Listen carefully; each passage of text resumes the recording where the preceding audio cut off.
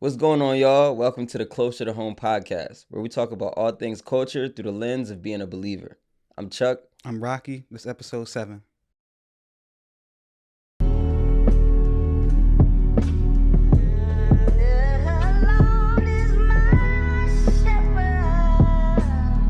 Now we back to church. That's where we need to be. Yes, sir.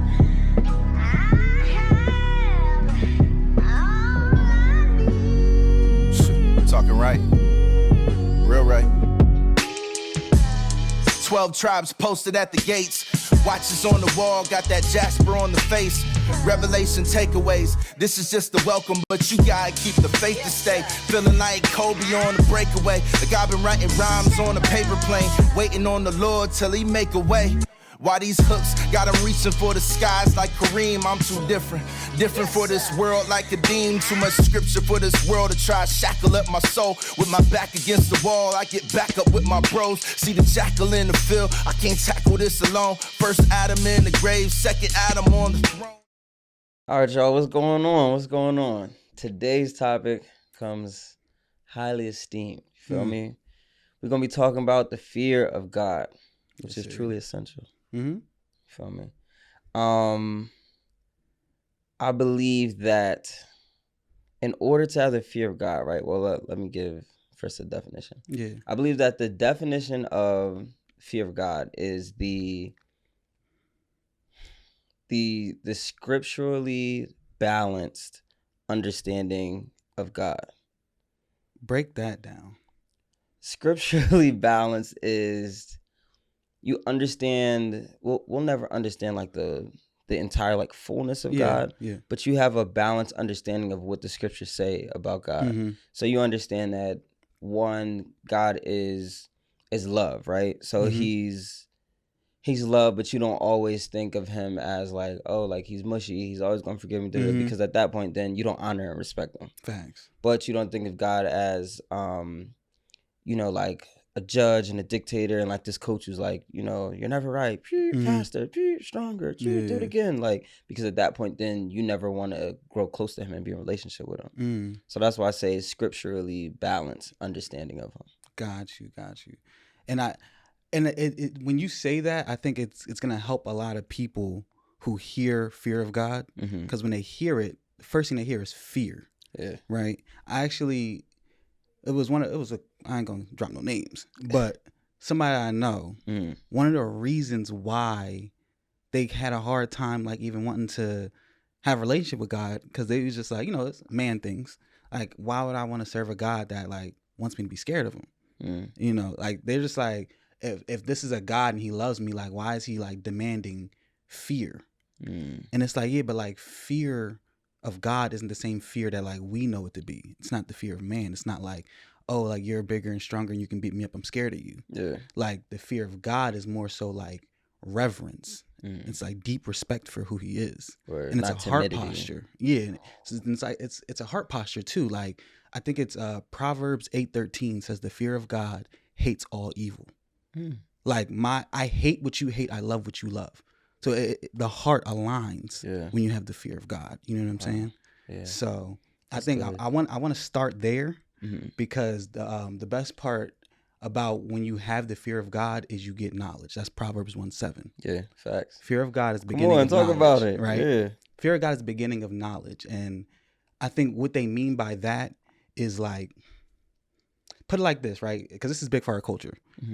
Everyone knows like when you have a grandparent, it's like they're always wise. You have such wise grandparents. They give you all the best advice and things like that, right? They've been married for 40, 50 years and they give you advice on how to have a healthy marriage, how to have a good relationship and things like that. So when you get in the presence of them and they are here to give you advice, you're open to the knowledge that you're about to receive.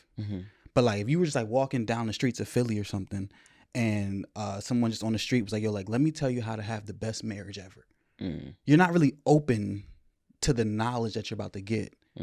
Because and I think that's the difference. Like the fear of God puts you in a position where you're going to be open to the knowledge, like the reverence and respect that you would have for your grandparents. is the reverence and respect you have to have for God. Like when you're in his presence, it's like you're omnipotent, you're omniscient, you're all powerful. You've been here since eternity. You'll be here since eternity. So I'm here to receive whatever knowledge you're going to give me. Whatever your will is for my life, I'm here to get it. And at that point, you're at the beginning of knowledge. And the second part of the scripture is, but fools despise wisdom. Fools despise wisdom. So you see that he's separating wisdom and knowledge. So like the difference between those two is like knowledge is like just getting information, getting facts, hearing it. Wisdom is applying it to your life. That's good. Right. And I think that makes so much sense when he says fools despise wisdom, because if you despise wisdom, then that means you already got the knowledge. So I've already told you who I am. I've already told you who Jesus is. I've given you what you need to know. Yeah. If you don't apply it to your life, you are a fool. Yeah. You know what I'm saying? That's the difference. That's good. Yeah, that's bro. good. So even when just back to like the first thing that you were saying, when like people are kind of coming like, yo, like why would I follow God that wants to be scared and da-da-da-da. But it's like having this fear for God is, I believe, like having an understanding of who God is. You have to understand that God has power. You know what I'm saying? And so if you think about it like electricity is a beautiful thing, right? It's flowing all of the microphones and the lights and everything it is that we use in the everyday knowledge. Yeah. But you'll never go and stick a screwdriver in a socket.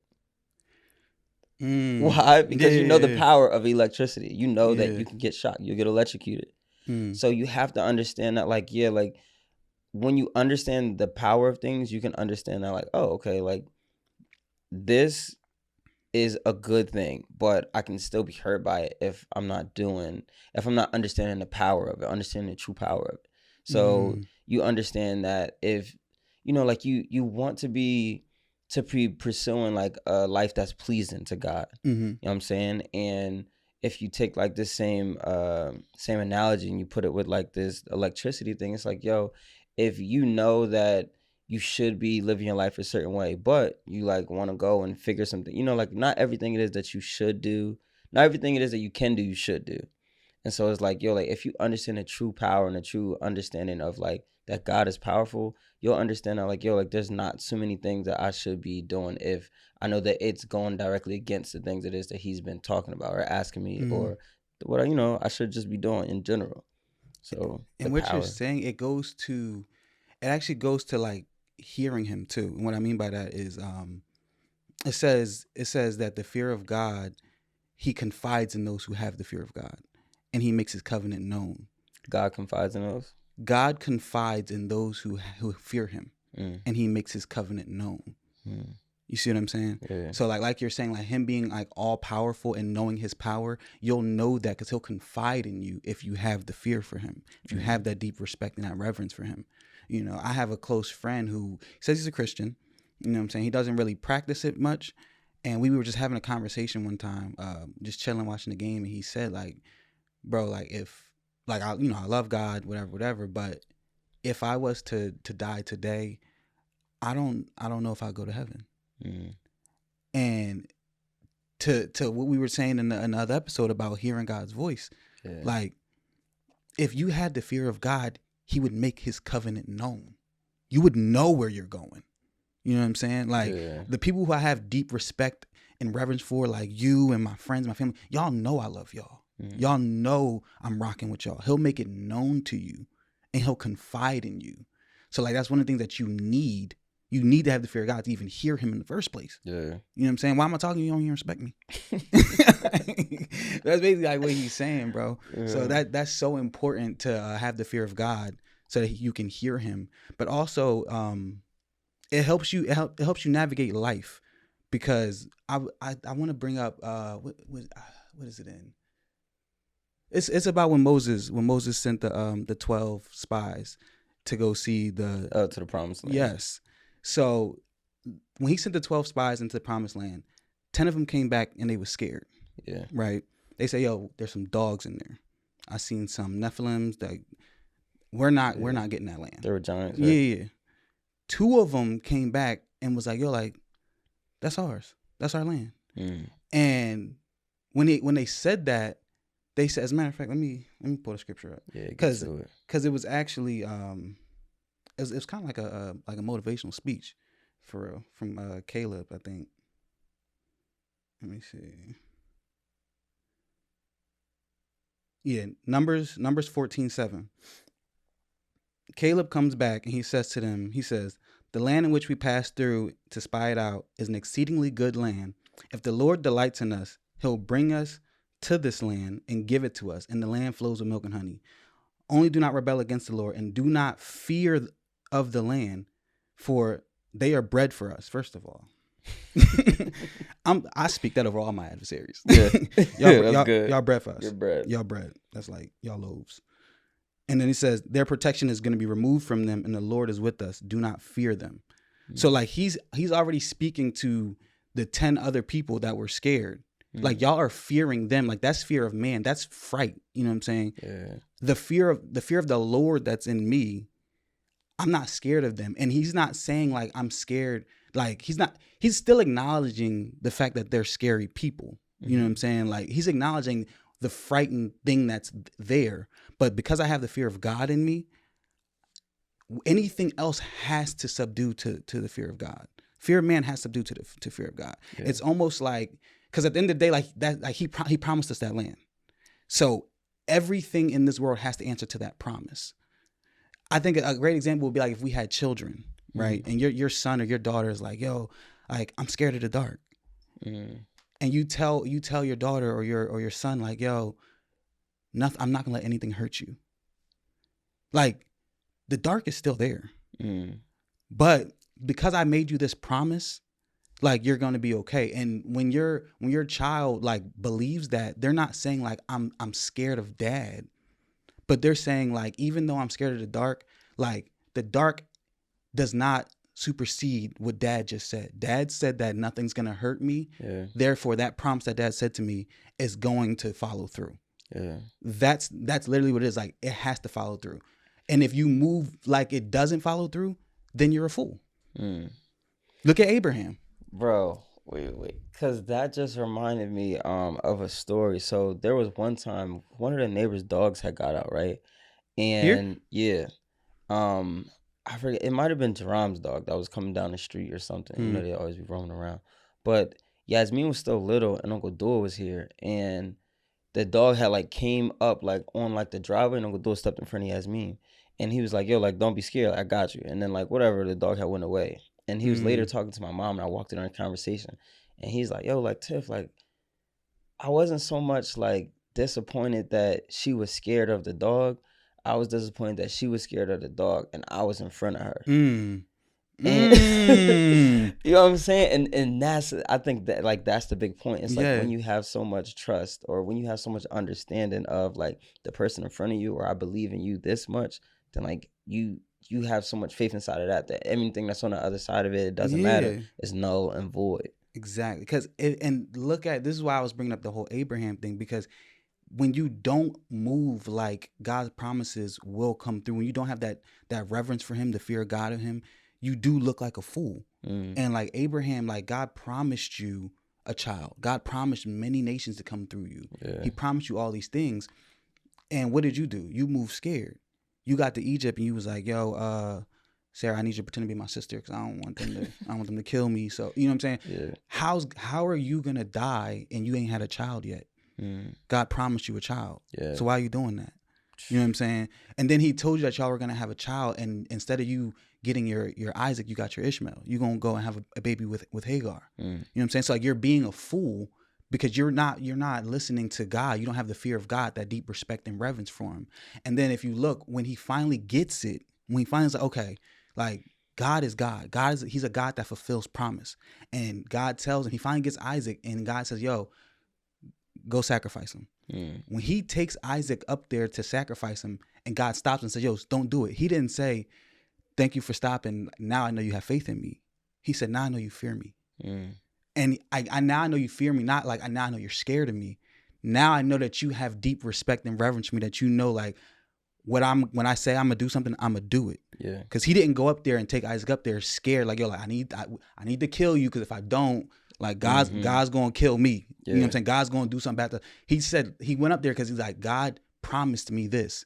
So he's gonna get me out of this. Yeah. Somehow, some way, he's gonna get me out. Yeah. You know what I'm saying? Like that's the having the wisdom. Yeah. The applied knowledge, bro. That's so good.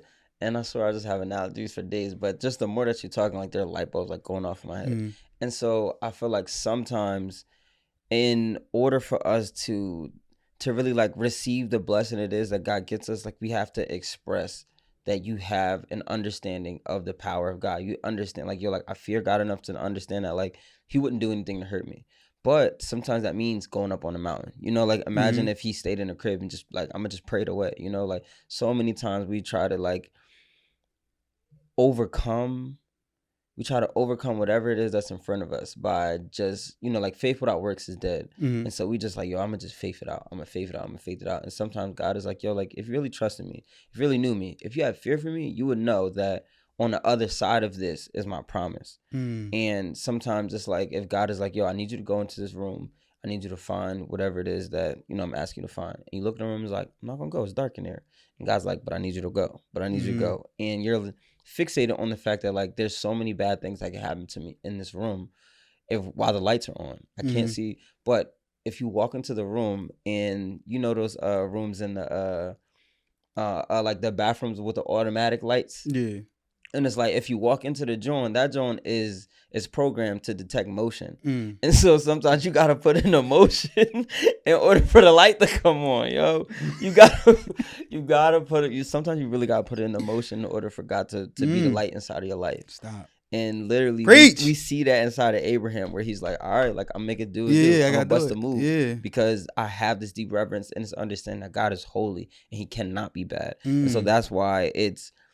The fear of man and the fear of God is totally different because as man we have the ability to be, you know what I'm saying, unrighteous, to be unjust, but God literally is just. He is love. Like so there's a difference. Exactly. And, and we gotta realize, like you just said, like he's holy, he's righteous. So one thing we have to stop doing is perverting the characteristics of him and forgetting that he's holy and he's righteous. Like that's why when we hear fear, we automatically correlate it to our fear. Just like when we hear, oh, God's jealous, it's like, oh, jealousy must look like what we see when we see a guy talking to our woman or something like that. Like, no, his jealousy is righteous. It don't look the same. His anger is righteous. It don't look the same. But we pervert it because of what we are. And the thing that's so annoying about it is like people say like if he's God, like why does God get jealous? You only know what jealousy is because of him. It's his characteristic, and you were made in his image. So like don't try to pervert and make it seem like he got this bad characteristic. Like no. He gave you a holy characteristic, one of his characteristics, and we perverted it. His is still holy. You know what I'm saying? Like his jealousy is righteous. That's what it is. Like if you are a good dad or a good mother and you see your child going out and calling other people mom and dad, that's righteous jealousy you feel. Yeah. You know what I'm saying? Yeah. So like that's what y'all have to understand. Same with anger. His anger is righteous. He has a reason to be mad. So and his fear is righteous. So it's important that since we understand that his fear is righteous, we have to know, well, what is righteous fear? And righteous fear is exactly what you're saying it is. It's a heart posture of just knowing the power that he has and having that deep respect and reverence for him. Yes. It's a difference, bro. And when you and that's what I'm saying. So once you understand that, like, okay, like by following God, I know that He will never abandon me. He will never do anything that is harmful to me. Now we talked about the difference between hurt and harm. You know what I'm saying? In the last episode. But if you understand this, that's what gives you the ability to be able to say, I submit my life to you. And that's where we find this real like blockage between like people who are lukewarm as opposed to people who are fully devout. Like if you understand God in a way that's like, yo, like I know who you are, I know that you'll never steer me in the wrong space, then that's when you're fully able to say your will, not my will, be done. That's when you're literally able to say like, yo, God, look, you can set the laws of my life regardless of how it is I feel about them. I.e. if it's like, yo, like I know that I shouldn't be doing this, or I don't really quite understand that, but it's like the more that you live, the more you seek Him, and the more that you're inside of your word, you find a better understanding or even like new revealed truths about what it is of, you know what I'm saying, why He's asking you to do these things. But if you still are uneasy about if God is still good, you know what I'm saying? And that's what the enemy does, bro. That's where we see Satan. And did God really say? And Satan is always on the side of our flesh. He's man's number one backup, yo. Because he's always going to let us justify, like, but did God really say? Because nowhere in the Bible does it really say you can't have sex before you're married. Like, there's so many things that he's always going to try, and we see it just so much inside today, bro. But it's literally like when you understand God to be literally just to be just. Ooh, that was good. Literally just to be just. That's a bar. Goodness. But that gives you the ability to be like, yo, like I surrender my life to you. Like, you got it. That's because why I know what you got. That's why it's so important to like know his promises. Like when you know his promises, you can navigate through fear. You can be in front of things that are fearful, but not be scared of it. Like, yo, I'm about to start this new job or move to this new state, or you know what I'm saying, get into this new relationship, and I'm scared. But the promise that God's going to, you know what I'm saying, prosper you, will overcome that, because that somehow, some way, that new season you're walking into is going to have to contort itself to propel you forward. Because the promise that God told you, that's where you're going to end up for his will. You know what I'm saying? You have to know his promises. So yeah, bro, like that's so good. And also, like, now that we know what fear is, like when we understand God's characteristics, we also have to, it's like when you know better, you do better. You know what I'm saying? Like, now that you know what fear is, like, operate from that. So like if it's something that you're scared of, like, that fear, get an understanding of it, because fear is really supposed to be understanding. Why is that thing scary to me? Like, that's why he said the beginning of it is knowledge. Why is that scary? You know what I'm saying? And you'll start to realize certain things just should not be scary at all. If you're jealous, why am I jealous? Is this perverted jealousy, or is this righteous jealousy? What is righteous jealousy? Well, let me read my word and find out. You know what I'm saying? Like, you start to get, like, don't go off Webster's dictionary. Like, read your word. Like, you'll see exactly what the righteous jealousy is and what righteous anger is and righteous fear is. It's completely different. And when you know those things, operate from those characteristics, because he gave you those. You're made in his image. That's good. Yeah, bro. True. A way that I've seen you walk out, like, the fear of the Lord, like, in your life, is when it comes to relationships. Like, there's times where you wanted to be in a relationship, and there's times where you could easily get in a relationship. God's blessed you with the mind, the looks, the lifestyle, the swag, everything, but you wouldn't do it. You just wouldn't move until he said move. And the reason why you wouldn't move, like, the way you would explain it to me, you wouldn't explain it to me like, oh, it's because of the fear of the Lord. But the way you would explain it to me was because you knew, like, his will for your life is so, like, it's so higher than yours, and he knows so much, and you have this much respect and reverence for whatever his will is for your life, that even though, like, this person might be who you think is the right one, or this season might be the right time to get in one, you're like, I'm not going to move until he say move. And I think that right there is having the fear of God, of anything, not even just relationships, but anything. If you are not going to do something, touch something, go somewhere, whatever, until God says so, that's the fear of God, because you have the knowledge of who he is and that he knows more than you do. He know better. Yeah, that's one of them deals. I respect that. I appreciate you, yo. Oh, damn. It's so interesting, because I feel like I believe that sometimes God will still, like, give you what you want, even when things that you don't want even though the things that you want probably, like, won't be the best for you. Like, in some cases, wait, repeat that sentence.